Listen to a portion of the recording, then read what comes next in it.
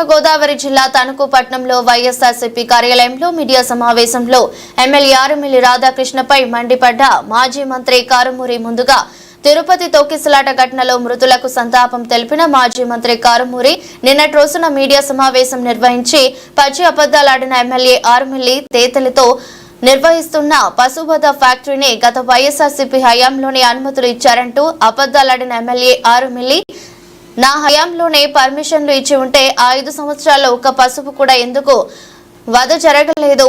ఈ 2 నెలల నుండి ఎందుకు రోజు వందల పశువులు గోవులు వధిస్తున్నారు?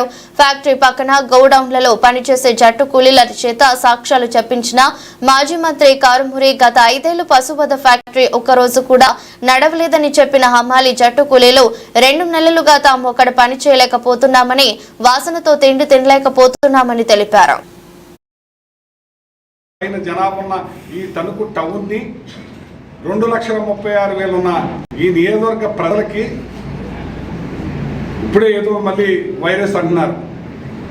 ఆ వైరస్తో పాటు ఈ వైరస్ కలిస్తే ఎంత ప్రమాదం అని అడుగుతున్నాను. ప్రజల్ని ఏం చేద్దాం అనుకుంటారు మీరు అని అడుగుతున్నాను. నీకు ఓటేసిన పాపానికి మీరు ఎలాగా ఎలక్షన్లో అబద్ధాలు చెప్పారు, పచ్చి అబద్ధాలు చెప్పారు. ఒక్కటి కూడా నేను మీ నాయకుడి నిజమేనలో నువ్వు డైవర్షన్ పాలిటిక్సే, నువ్వు ఆ డైవర్షన్ పాలిటిక్స్లోనే నడుపుతున్నావు. నువ్వు ఏం చేయదలుచుకున్నావు? ఈ ప్రజలకి స్ట్రైట్గా సమాధానం చెప్పు. ప్రభుత్వాన్ని అడుగుతాం, ఎక్కడ అడుగుతాం? ఇదే పక్కన మండపేటలో సుభాష్ అనే మంత్రి ఎంత ప్రలోభాలు పెట్టినా మున్సిపల్ కమిషనర్ని పంపించి తాళం వేయించాడు. నువ్వు పంచాయతీ సెక్రటరీని పంపించి తాళం వేస్తే అయిపోద్ది. అన్ని పర్మిషన్లు ఉన్నాయి అక్కడ. సుభాష్ ఇప్పుడు మంత్రి, మాకు ఆయనకి ఎన్నో ప్రలోభాలు పెట్టారు. నేను భక్తుడిని, నాకు వద్దు అని చెప్పి 5 నిమిషాల్లో తాళం వేయించాడు. నీ పంచాయతీ సెక్రటరీ తోటి నువ్వు ఎందుకు తాళం వేయించలేకపోతున్నావు? నువ్వు ప్రెస్లో సమాధానం ఏం చెప్తున్నావు? నువ్వు నీ బంధువా, నీ చుట్టమా, నీ ప్రలోభాలకు లొంగిపోయావు. ఆ ప్రలోభాలు కావాలంటే ప్రజలందరం కలిసి చేస్తాం మేము.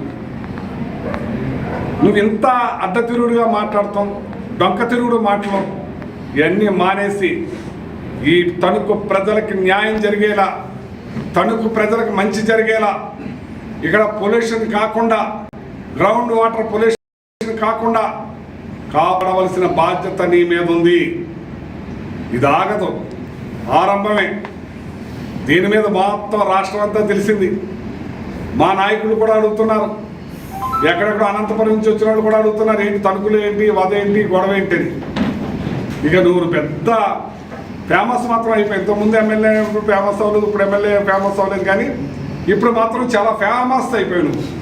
రాష్ట్రంలో 2 రాష్ట్రాలు, తెలుగు రాష్ట్రాలు.